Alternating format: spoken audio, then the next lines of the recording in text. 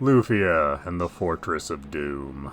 The Lufia series as a whole never really got the attention it deserved from the gaming public.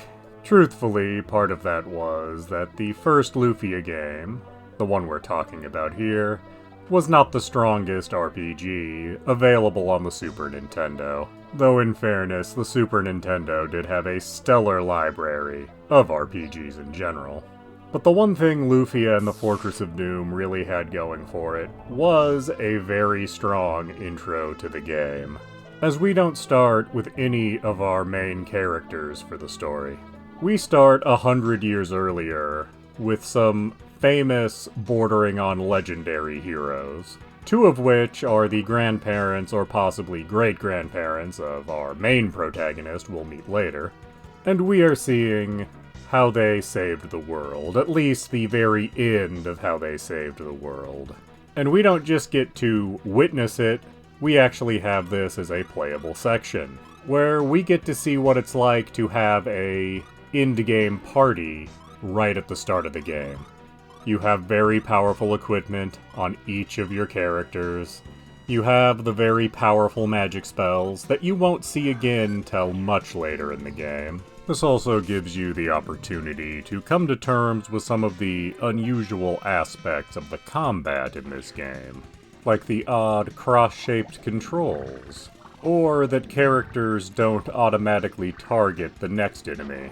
If you were going to attack an enemy and that enemy was already defeated, your attack goes to waste. Similar to the original 8-bit version of Final Fantasy. Rather odd to see a mechanic like this appear in a 16-bit RPG. And then you get to meet the big bads of the game, the 4 Sinisthrals, which are beings that are the personifications of various things. Destruction, tear, death, chaos. It's unclear exactly how they came to have these powers, whether they're demons or gods of some kind. Were they human once upon a time? We don't know. But once defeated, we see their lair start to collapse. And sadly, not all of our heroes escape. The 2 that don't end up escaping are actually the ancestors of our main hero. And then we actually do see who will be our main hero. And we're left to wonder what we just witnessed. Was that the events that actually happened? Was that just a story told by people about what happened? Or is it what our hero actually imagined happened 100 years ago? It's never stated outright, it's sort of left to your own interpretation. And I do think that's the best way to have it stand. And at the time, this was a very unique way to start the game. Instead of starting out weak and having to level, you immediately see what an in-game party is actually going to play like. And I believe this may be the first game to ever do that, as a few games have done similar things to this in the years since. But when this game released back in 1993, it was a new and novel idea.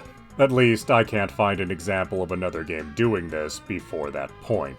And of course, once that introduction's over, we do start with a weak character that we're going to have to level up, as there's been 100 years of peace, and most people don't even take the idea of anything bad happening seriously.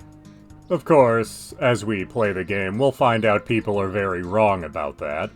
But we're not here to talk about that today. We just were here to talk about the great introduction this game had.